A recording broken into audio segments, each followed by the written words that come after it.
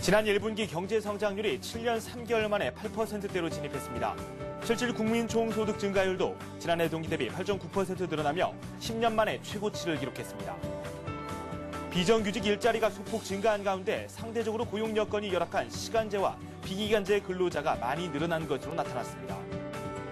국제기구 수장들이 잇따라 한국의 기준금리 인상 필요성을 제기하고 있습니다. 우리나라의 빠른 회복세를 고려할 때 실물 경제에서 왜곡이 나타날 수 있다는 것입니다. 우리나라에서 교통사고 환자의 입원율이 일본의 8.2배에 달하는 것으로 나타났습니다. 과대 보상 심리와 진료 수가를 노린 병원의 이해관계에서 발생한 것으로 풀이됩니다. 나스 성공 전략 2부 시작하도록 하겠습니다. 이준 씨, 오늘 좀 조용하게 전개가 됐습니다. 외국인과 기관이 순매수를 하기도 했지만 상승폭은 그다지 크게 나오지는 않았습니다. 시공순위 67위에 해당하는 성지건설 부도 소식이 직접적인 영향이 된 것으로 풀이가 되고 있습니다. 구체적인 시황 한번 살펴보도록 하겠습니다. 시황센터 연결합니다. 김보람 캐스터와 함께합니다.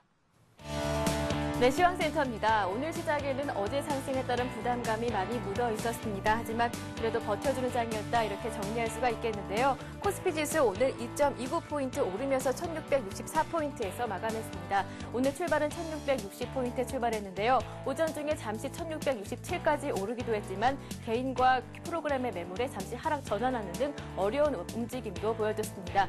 오늘 1660선 중반에서 평이한 움직임을 보여줬는데요. 강보합 움직임 1664포인트에서 마감했습니다. 오늘 투자 주체로는 외국인과 기관이 뚜렷한 매수 주체로 나타나줬는데요. 기관이 844억 원 정도, 외국인이 1163억 원 정도 매수했습니다. 반면에 개인이 어제와 마찬가지로 1300억 원 정도 매도 물량 내놨습니다. 코스닥은 오늘 하락으로 마감했습니다. 2포인트 내리면서 493포인트에 마감했는데요. 오늘 출발은 498포인트에 출발했습니다. 500선 돌파가 참 어려운데요. 장중에 어제와 마찬가지로 500선 돌파를 시도하다가 외국인 쪽에서 매도 물량이 거세게 들어오면서 하락 전환한 이후 횡보의 움직임을 보여줬습니다. 오늘 약보합의 움직임 493포인트에 마감했습니다. 수급 상황도 한번 살펴보면 어제와 비슷한 상황 나타나고 있는데요. 개인이 252억 원 정도 매수하는 반면 기관이 장 후반 들어서 9억 원 정도 매수로 흐름을 바꿨습니다. 반면에 외국인은 216억 원 정도 매도하면서 지수의 하락을 부추겼습니다. 이어서 외환시장도 한번 살펴보겠습니다. 원달러 환율은 오늘 하루 만에 상승으로 출발했는데요. 유로화가 약세를 보이면서 상승 압력을 받은 것으로 풀이됩니다. 하지만 오후 들어서 역외 세력에서 달러 매수를 주춤하면서 상승폭은 둔화됐습니다. 4원 오르면서 201원 50전에 마감했습니다. 오늘 출발은 1212원에 출발했습니다. 꾸준하게 상승폭을 줄여가는 모습을 보여줬는데요. 오후 들어서는 잠시 하락으로 전환하기도 했습니다. 오늘 강보합 0.36% 상승 움직임 1201원 80전에 마감했습니다. 그렇다면 유가증권 시장 시총 상위 종목들은 어떤 움직임을 보였을까요? 삼성전자는 2% 상승 움직임을 보였고요. 현대차 오늘 1.5% 상승으로 흐름을 바꿨습니다. 반면에 신한지주는 장중에 하락 움직임 보이다가 장 마감 들어서 강보합으로 흐름을 바꿨습니다. KB금융 차익 실현 매물이 나오면서 오늘 1.8% 하락했고요. LG화학이 저가 매수가 유입되면서 실적 개선 기대감에 2.6% 올랐습니다. LG디스플레이는 2.3%, 하이닉스는 기관 매수에 6% 올랐습니다. 코스닥 시장도 한번 살펴보겠습니다. 지수에서 예견하셨듯이 역시 코스닥은 코스피보다는 조금 부진한 흐름을 보여주고 있는데요. 서울반도체가 강보합, 나머지 셀트리온은 1.4% 하락했고요. 소디프 신소재가 2.7%, 메가스터디는 어제에 이어 1.4% 강세 보여줬습니다. 포스코 ICT와 동서가 보합에 마감했고요. SK컴즈만이 2% 상승했습니다. 오늘 특징을 보인 업종 4가지로 한번 간추려봤습니다. 어제 상승했었던 은행주와 증권주들 차익 실현 매물이 나오면서 오늘은 하락했는데요. 먼저 은행주들 KB금융이 1.8%, 우리금융이 3.7%, 외환은행과 기업은행 역시 2%대로 하락했습니다. 증권주도 마찬가지입니다. 삼성증권이 1%, 현대증권이 2.6% 내렸고요. 한국금융주주가 3.7% 큰 폭으로 내렸습니다. 반면에 IT 대표주들은 오늘 많이 올랐는데요. 실적 개선 기대감도 있었지만 개별적인 호재도 있었습니다. 삼성전자와 삼성 SDI는 스마트폰인 갤럭시 S의 출시 기대감에 올랐고요. 하이닉스는 D램 가격 상승 기대감, LG디스플레이는 패널 가격 상승 기대감에 올랐습니다. LG전자만이 차익 실현 매물이 나오면서 2.3% 하락했습니다. 반면에 어제 선전했었던 건설업종들 오늘은 하락하고 있었다는 것 눈치채셨을 텐데요. 중소형 건설주들이 성질건설의 1차 부도 결정에 하락하는 움직임 보였습니다. 벽산건설이 1%, 계룡건설이 2% 내렸고요. 중앙건설이 8.9% 큰 폭으로 하락했습니다. 반면에 오늘 기계업종들은 선전하고 있었다 눈치채셨을 텐데요. 바로 원전주들이 터키 수주 기대감에 상승했기 때문입니다. 두산중공업이 1%, BHI가 7.14% 큰 폭으로 올랐고요. TSM텍이 4% 역시 오르는 모습이었습니다. 오늘 시장 만족하지 못하시는 분들 더러 있을 거라고 생각됩니다. 하지만 외국인들의 투자 심리가 아직 국내 시장에 머물고 있다는 점 긍정적인 신호로 풀이될 수 있겠는데요. 지금까지 마감 시황이었습니다. 네, 더욱더 자세한 소식도 한번 알아보고 이 다음 주 투자 전략도 한번 저희가 짜보도록 하죠. 현대증권 투자 컨설팅 센터의 류용석 팀장 연결되어 있습니다. 안녕하십니까? 네, 안녕하십니까? 네, 모처럼 또 숨고르기 장세가 나오고 있습니다. 그래도 외국인들이 매수를 좀 해줬는데 오늘 특징 한번 분석해 주시죠. 예, 오늘 가장 큰 특징은 IT 주들이 상승을 주도했다는 점인데요. 중국이 컴퓨터하고 TV 등 가전제품 5개군에 대해서 5월 30일로 만료됐던 이구환신 정책을 내년도 말까지 연장하기로 했고요. 지역도 19개 도시로 확대하기로 했습니다. 이에 따라서 LCD 패널을 생산하는 LG 디스플레이와 삼성전자 그리고 PC 판매 컴퓨터 교체 수요를 반영하는 필라델피아 진주의 상승에 따른 하이닉스 역시 삼성전자도 포함이 되겠고요. 또한 삼성이 갤럭시 S 폰을 예정 판매가 좀 호조를 보인다는 소식으로 아모레드 생산을 하고 있는 삼성 SDI라든가 삼성 전기들이 시장을 주도했다는 기존 주도주의 부활을 가장 큰 특징으로 뽑을 수 있겠고요. 북미 지역인 미국에서 자동차 판매가 발표됐는데 예상치보를 상회했습니다. 따라서 기아차와 현대차가 오늘 상승을 기록했고 기아차는 연중 최고치를 기록했습니다.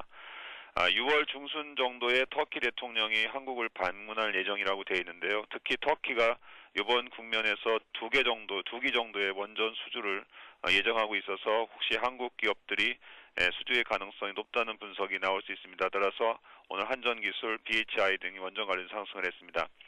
반면에 이제 중국의 부동산 규제가 계속될 가능성이 있고요. 최근 부동산 가격 거래가 40% 이상 중국에서 감소하면서 중국의 부동산 버블 논쟁에 화두의 가운데에서 중국의 철강 가격이 8% 정도 하락했는데요. 이러한 중국 철강 가격에 좀 민감한 포스코 등 국내 철강 업주들이 약세를 보였습니다. 성지건설 1차 부도설과 관련해서 중소형 건설자가 약세를 보였고요. 대형 건설주도 경계 심리가 발동했습니다. 그동안 급등했던 은행주들은 오늘 승부르기 모습을 보였고요.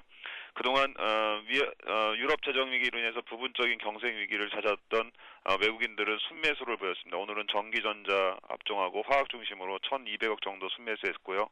아시아 증시는 오늘 밤 있을 미국 고용지표 발표를 앞두고 짙은 관망세 속에 대체적으로 약보 합세를 기록했습니다. 외국인 순매수에 대한 말씀을 해주셨는데 이번 주 들어서 외국인들 단 하루를 제외하고 계속해서 매수를 하는 움직임을 보여줬고 현물시장, 선물시장 가리지 않고 좋은 흐름을 보여주기도 했고 이게 또 시장 베이시스 개선을 불러오기도 했습니다. 이 외국인들의 수급에 대해서 조금 더 말씀 좀 부탁드리죠. 물론 외국인들의 매수가 본격적으로 재개되어 있는가 아닌가를 현 시점에서 좀 판단하기는 조금 섣부르다고 보여집니다. 과거에 이제 매도에서 매수로 전환됐던 강력한 신호들을 보면은 대체적으로 이제 일평균 매수 금액이 3천억 이상, 5거래일 연속 이상 됐을 때가 좀 의미가 있었는데요. 현재 한 4, 5일 정도 순매수 기조 속에 있긴 하지만 그 총액이 일평균 1,000억 정도의 수준에 그치기 때문에 의미 있는 정도의 순매수 재개라고 보기는 어렵고요. 그동안 유럽계 자금 쪽으로 유럽 재정 문제에 따른 신용 디레버리징 과정에서의 매도가 최근 유럽 재정 문제가 공포감에서 일부 조금 낮아지는 수위를 보이면서 일단 매도 압력이 좀 준 데서 이번 순매수 기조를 매도 압력이 좀 덜해진 데서 매수 기조가 발생했다고 보여집니다. 그래서 적극적인 매수 의미보다는 조금 순매도 측면이 좀 크게 위축된 좀 감소한 측면에서의 매수의 기록이라고 볼 때 외국인의 순매수 기조가 현재 증시의 수급에 큰 보탬이 된다는 그런 분석보다는 그동안 수급의 악재였던 외국인 매도가 잦아든다는 쪽에서 좀 소극적, 보수적으로 외국인 매수를 해석해 볼 필요가 있겠고요. 이후에 좀 더 6월 중반으로 넘어갈수록 외국인 매수의 강도 여부가 강해지는지 여부는 대외 변수와 관련해서 좀 살펴봐야 되기 때문에 조금 더 시간을 두고 외국인 매수에 대한 진단은 좀 유보해야 할 필요가 있지 않을까 이렇게 보고 있습니다. 그렇죠. 이 외국인들이 매수세를 유지할 수 있을지 대외 변수를 잘 체크해 봐야 된다라는 말씀해 주셨는데 마침 또 오늘 밤에 미국에서 고용지표가 발표가 예정이 돼 있습니다. 우리나라의 이 수급에 대해서도 어느 정도 영향을 미칠 수밖에 없을 텐데 이 부분 함께 설명 좀 해주시죠. 예, 오늘 밤에 발표되는 거는 미국의 5월달 고용 지표인데요. 결과하고 내용 둘 다 중요할 것 같습니다. 일단 결과는 53만 명 정도 증가를 예상하고 있습니다. 물론 이 가운데에서 정부가 인구 센서스 조사로 고용되는 부분이 대략 35만 명 정도로 추정이 됩니다. 따라서 순수하게 민간 부분에서 고용이 증가하는 것은 53에서 35만 명 정도를 차감한 18만 명 정도 내외될 것으로 보여지고요. 결과는 53만 명 자체가 아니라 민간 부분에 예상하는 18만 명 대비 어느 정도 모자라거나 어느 정도 남는지가 중요하고요. 그 경계선은 아무래도 18만 명 기준이 될 것 같습니다. 18만 명 이상인 경우에는 아무래도 글로벌 정시뿐만 아니라 우리 증시에 좀 도움이 될 것 같고요. 예를 들어 15만 명 이하라든가 이럴 경우에는 아무래도 미국 고용 회복이라든가 전반적인 경제 회복 속도가 둔화되고 있다는 신호로 받아들일 가능성이 있어 시장에는 도움이 되지 않는 좀 악재가 될 가능성도 있습니다. 일단 실업률은 크게 낮아지지 않는 9.8% 정도로 예상하고 있습니다. 또한 이와 연관해서 다음 주에 좀 주목해야 될 부분은 6월 8일 화요일 날 미국에서 발표되는 소비자 신용인데요. 이전치였던 부분은 20억 불 증가였습니다. 이번에 예상은 증가가 없는 제로억 불이라고 볼 수 있겠는데 그래서 소비자 신용이 본격대로 되지 않을 가능성은 아무래도 미국의 신용의 제약이 아직도 남아있다는 측면에서는 부정적일 것 같고요. 11일 날 소매 판매 같은 경우에도 전월에는 0.4% 증가했는데 이번엔 0.1 정도로 둔화되고 있어서 전반적으로 고용에서의 컨센서스가 못 미칠 경우 이후 예정되어 있는 소비자 신용과 소매 판매 역시도 예상치나 전월치에 좀 미달할 가능성이 있어서 매크로 측면에서 미국은 우리 장기에 충분하게 주식을 올릴 수 있는 계기가 되기는 좀 미흡할 거로 보여지고요. 우리나라는 목요일 날 옵션 선물 동시 만기와 함께 금통위가 열리는데 일단 금통위에서는 동결을 예상할 수 있겠고요.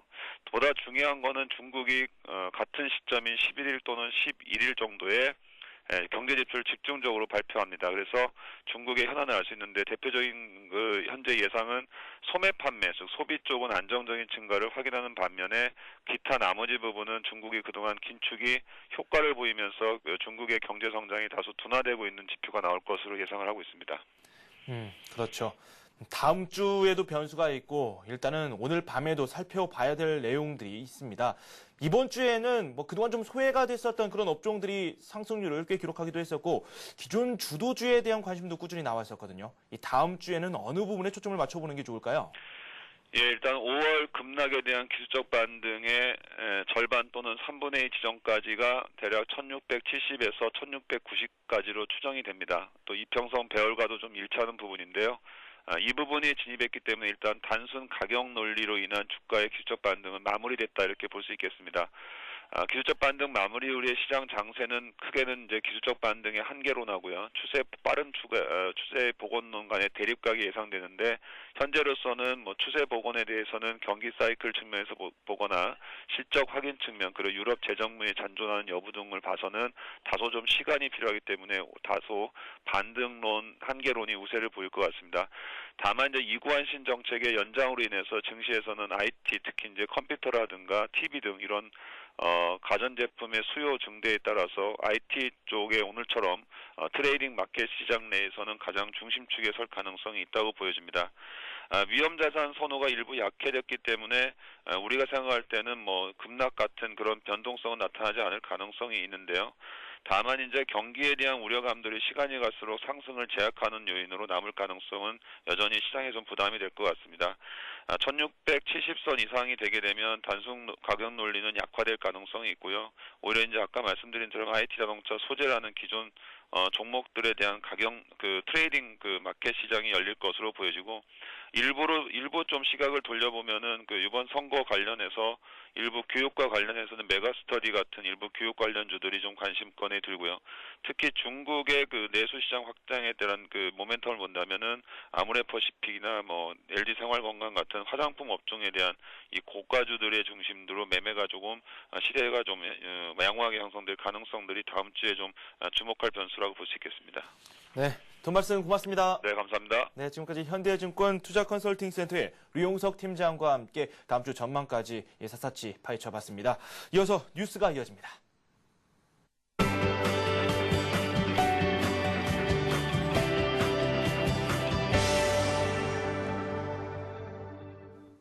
이 시각 주요 뉴스입니다.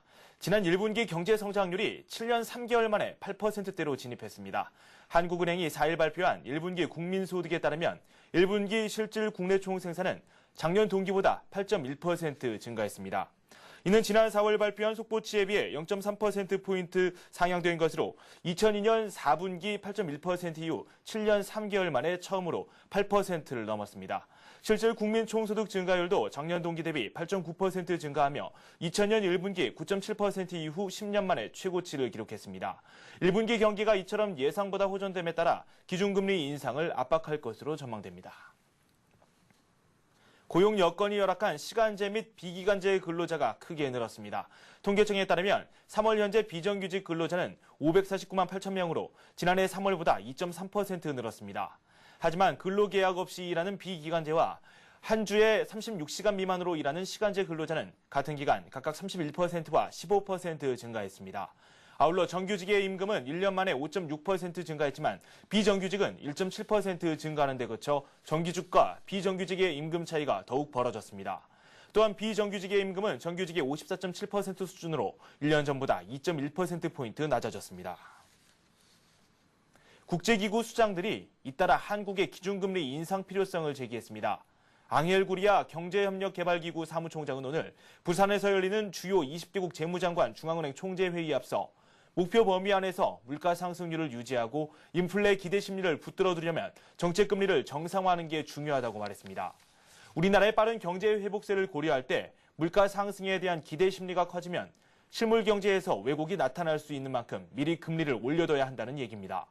도미니크 스트로스칸 국제통화기금 총재도 경제 회복을 뒷받침하는 통화 정책을 계속 유지하면서 금리 정상화 과정을 시작한 여지가 있다고 강조했습니다. 우리나라 교통사고 환자의 입원율이 일본의 8배에 달해 과잉 진료 논란이 일고 있습니다. 손해보험협회에 따르면 지난 2001년부터 2007년까지 우리나라 교통사고 환자의 입원율은 평균 70.4%로 같은 기간 일본의 8.5%보다 8.2배나 높았습니다. 목 결림인 경추 염자의 경우 2007년 건강보험 환자의 입원율은 2.4%에 불과했지만 자동차 보험 환자의 입원율은 79%에 달했습니다. 이는 교통사고 환자의 과대보상 심리와 건강보험에 비해 높은 자동차 보험의 진료 수가를 노린 병원의 이해관계가 일치해 발생한 것으로 분석됩니다. 손보협회는 진료 수가 일원화와 교통사고 입원 기준 마련 등 대책이 필요하다고 지적했습니다. 증권금융뉴스입니다. KB금융지주 회장추천위원회가 오늘 3차 회의를 열고 회장 후보군을 11명으로 압축했습니다. 위원회는 순차적으로 본인 의사를 확인해 이르면 오늘 중으로 인터뷰 대상자들을 확정하기로 했습니다. 우리투자증권이 인도네시아 자카르타에서 현지 국영증권사인 바하나증권과 상호 협력을 위한 양해각서를 체결했습니다. 우리투자증권은 바하나증권과 인수합병, 증권상품 교차 판매 등에서 상호 협력할 예정입니다. 자산관리공사가 신용회복지원 프로그램 이용자 중 성실하게 빚을 갚고 있는 상환자 등을 대상으로 생활안정자금 소액 대출인 캠코 2배로 희망대출 서비스를 실시합니다. 대출 한도는 1인당 최대 500만 원이며 이자는 연 4%입니다. 현대캐피탈이 현대기아자동차의 인기 차종에 대해 무이자 저금리 할부 서비스를 실시합니다. 현대차 아반떼는 무이자 혜택을 받을 수 있으며 현대차 그랜저 TG와 산타페, 기아차 소렌토 R, 프라이드 등에는 36개월 할부 기준으로 연 5% 금리가 적용됩니다.